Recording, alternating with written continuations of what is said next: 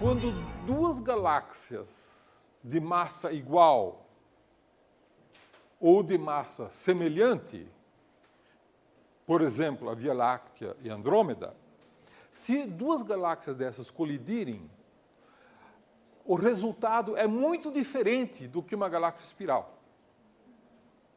É muito diferente, né? E nós sabemos que a maior parte das galáxias elípticas se formou exatamente desta maneira, pela colisão de duas galáxias de massa igual, de massa semelhante, não necessariamente igual.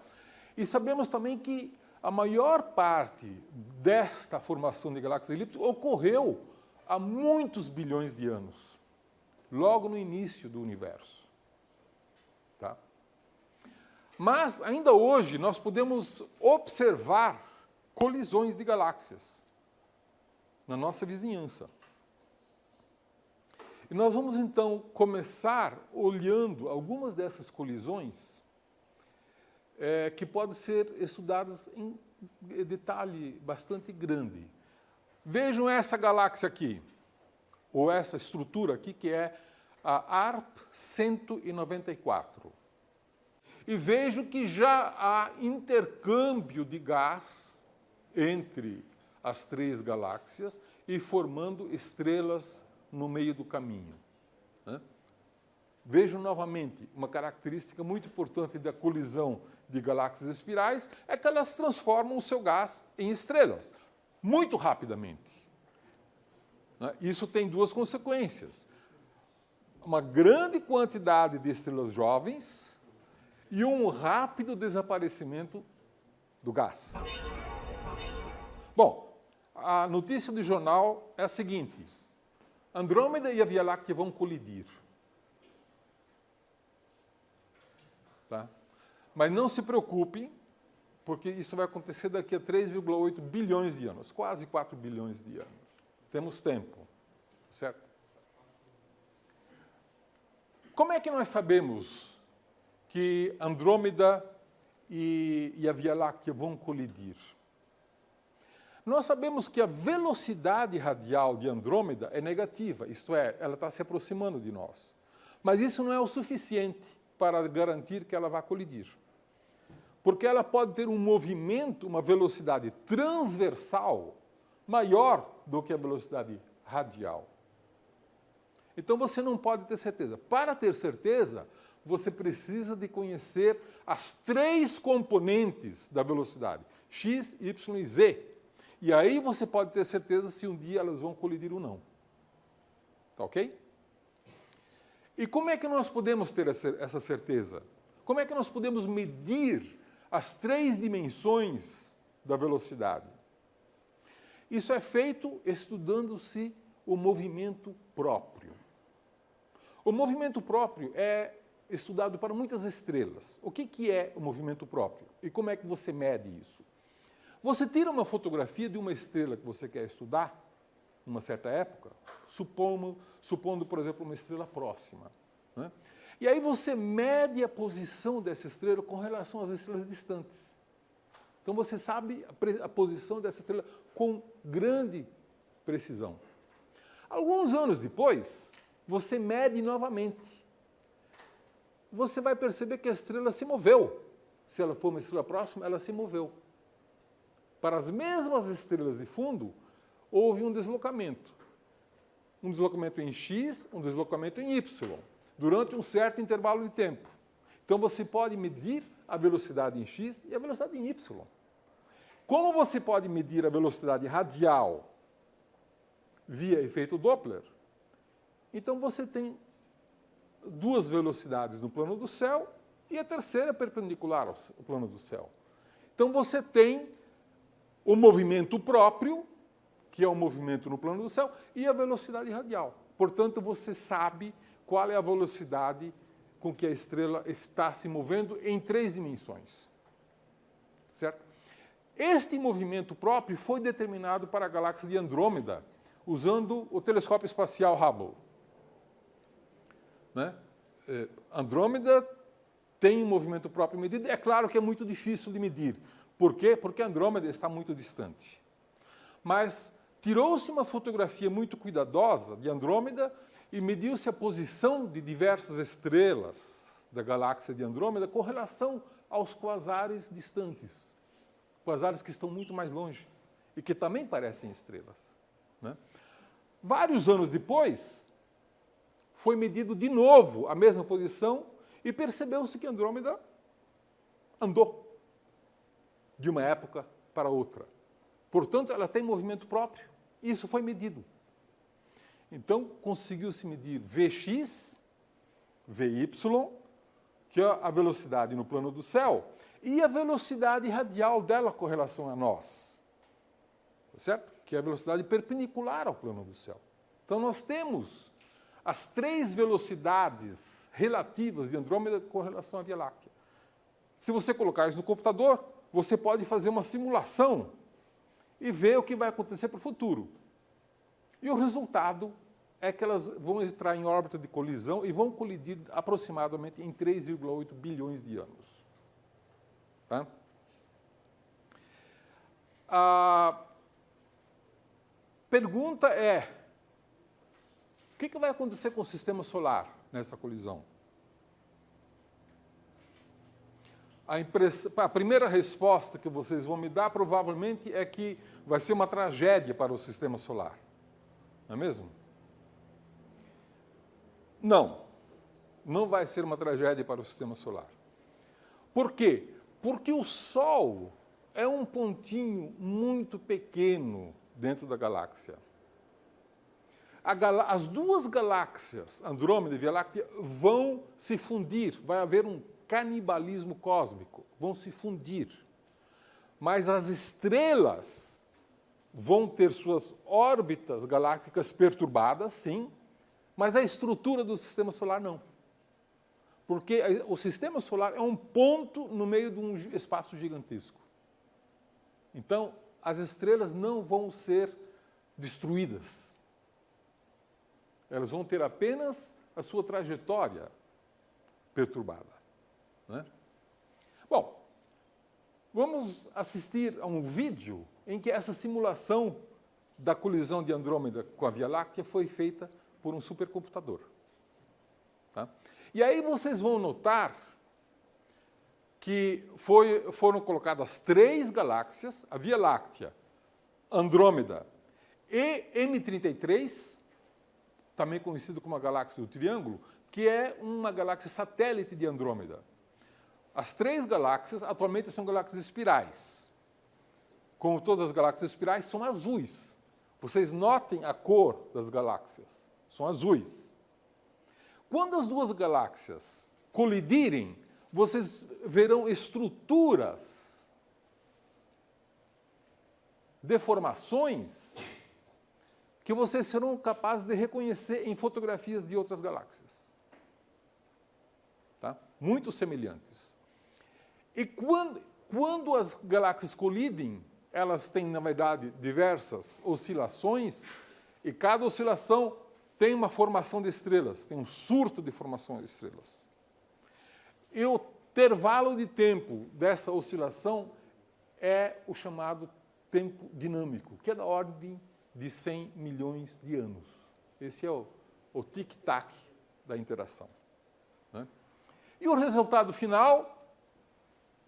O que vocês acham que vai ser o resultado final?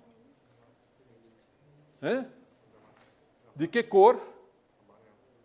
Bom, eu não vou contar o final do filme, porque perde a graça, né? Vamos assistir e aí vocês podem tirar a conclusão. Eu vou apagar a luz, porque aí vocês vão ter uma ideia mais precisa do que está acontecendo. Inclusive, vocês têm condições de perceber melhor as cores que estão em jogo, né?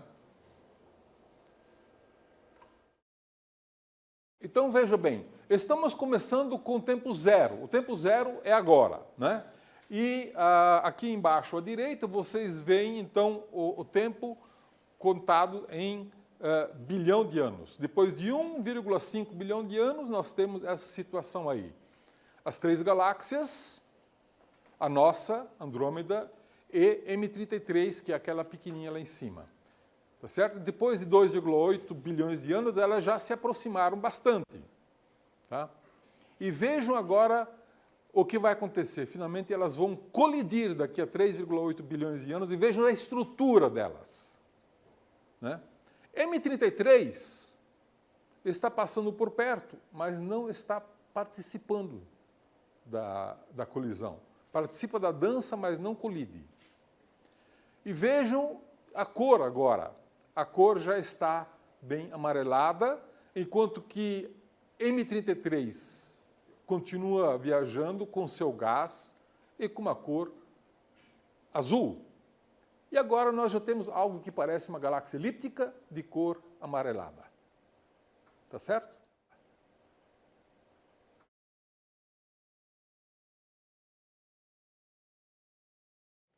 Então, é esta perspectiva que nós temos do que vai acontecer com a Via Láctea e com a Andrômeda nos próximos 4 bilhões de anos, em que haverá essa colisão. E mais 3 bilhões de anos depois, que o sistema vai levar para ficar parecendo uma galáxia elíptica. Porque antes disso, você verá um sistema, evidentemente, com perturbações. Né? E, finalmente, uma galáxia elíptica. Você tem... A forma da elíptica, o que você está perguntando é se a elíptica que se formar vai ser uma E0, uma E1... Eu diria o seguinte, neste momento, nós não temos precisão suficiente nas medidas e no processamento para fazer essa previsão. Tá certo? Mas a simulação que foi feita resultou numa elíptica razoavelmente achatada. Ela... a barra tem alguma... Não, eu não diria que a barra tenha qualquer relação com isso, e sim o momento angular resultante. Né? Se as duas galáxias colidirem frontalmente, o momento angular é praticamente zero. Mas se elas colidirem com uma certa separação, o momento angular será grande e, portanto, o sistema final será mais achatado porque tem mais rotação envolvida. Tá? Bom, isso aqui é uma fotografia. Vejam bem, uma fotografia, mas vocês não têm a impressão que vocês viram isso aí no filme? De Andrômeda colidindo com a Via Láctea?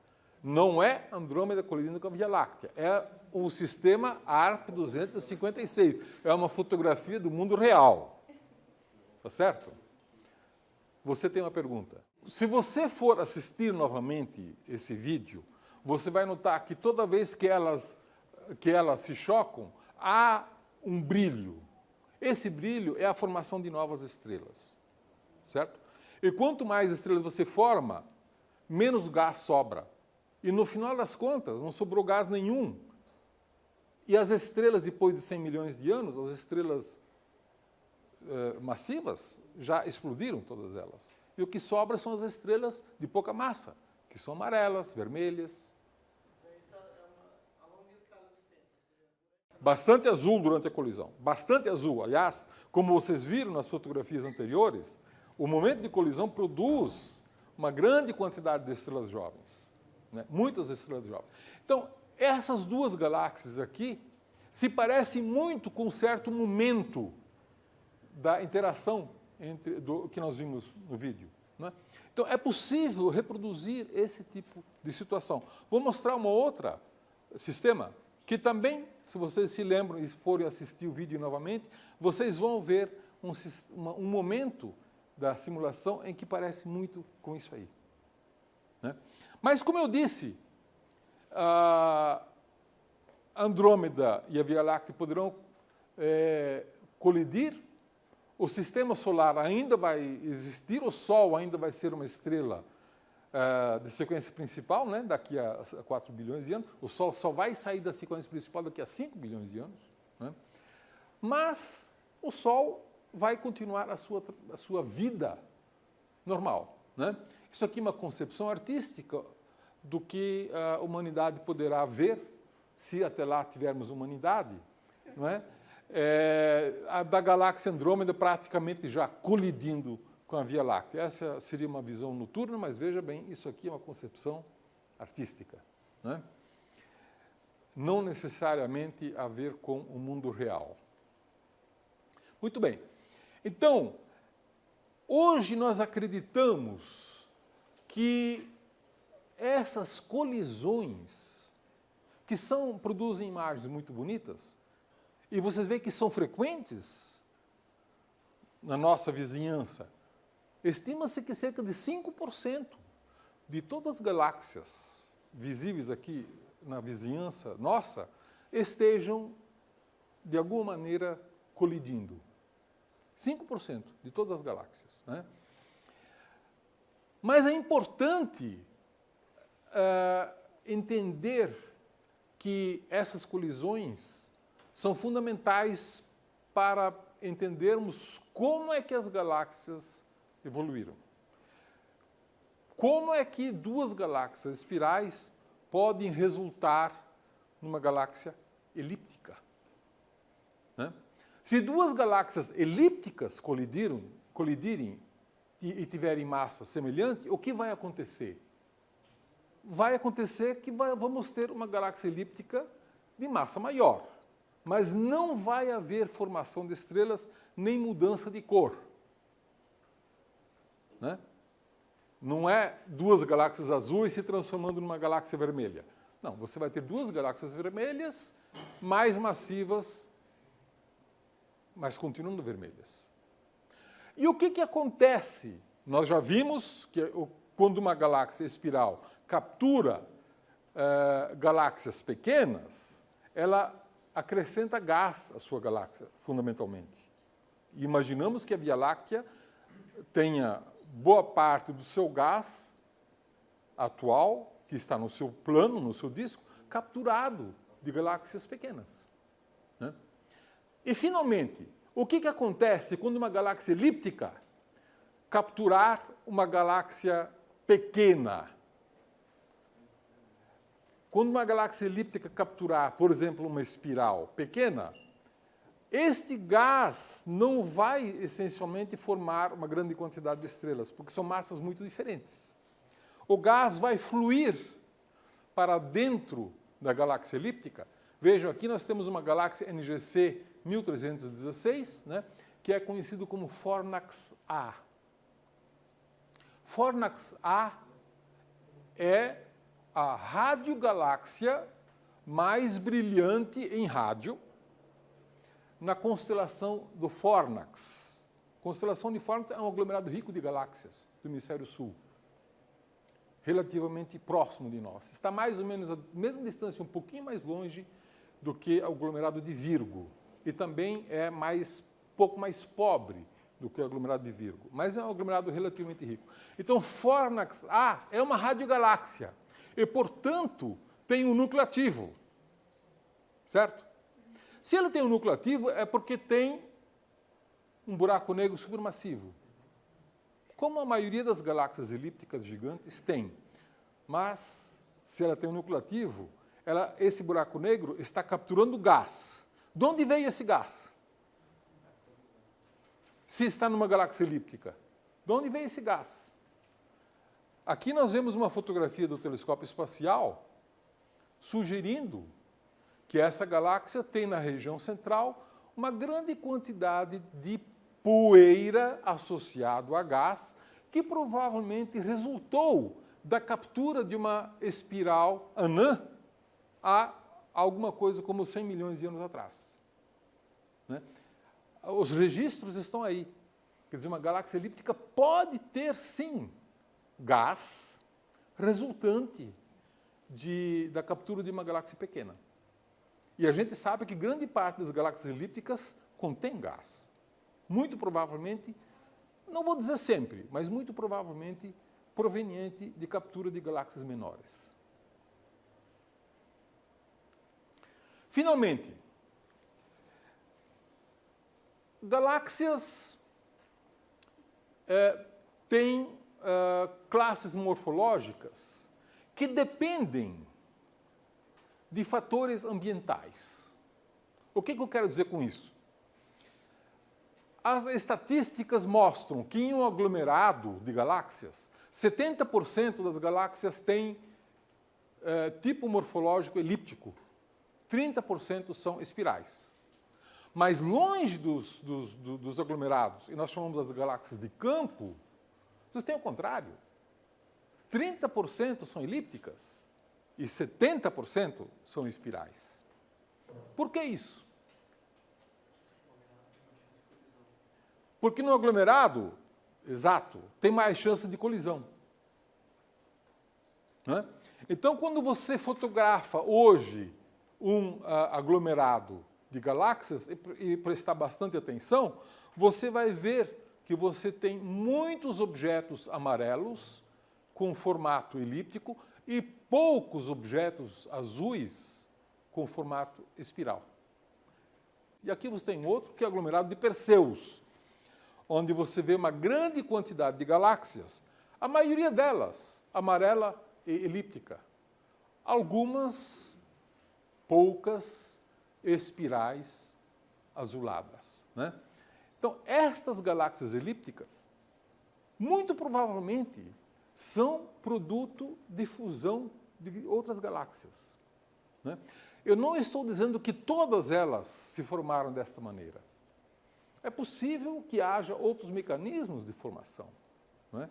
Mas hoje nós temos a ideia de que a formação de elípticas via colisão de galáxias é provavelmente o mecanismo mais comum de formação e de evolução. Não é? Então, com isso, a gente consegue entender o porquê que os aglomerados de campo e os aglomerados, as galáxias de campo e as galáxias de aglomerados têm estatísticas tão diferentes. O ambiente influi, certamente o ambiente influi na morfologia das galáxias. E a razão é esta, porque provavelmente no aglomerado teve mais chance de colisão. Mas quando você olha essas galáxias elípticas no aglomerado, você nota que são elípticas, na sua grande maioria, bem formadas, bonitinhas. O que significa isso? Significa que elas se formaram há muitos bilhões de anos atrás. Se formaram quando o universo era jovem. Então, a formação das galáxias elípticas massivas muito provavelmente ocorreu nos primeiros bilhões de anos do universo. Tá certo? E isso é confirmado quando você estuda o conteúdo das estrelas, quando você estuda as estrelas dessas galáxias, você pode determinar a idade delas. E a idade das estrelas das galáxias elípticas é muito maior, elas são muito mais velhas do que as idades das estrelas numa galáxia espiral, e, em geral, são quase tão velhas quanto o universo. O que sugere que a formação e a evolução de galáxias foi muito mais frenética quando o universo era jovem do que quando o universo é velho como atualmente. Ok?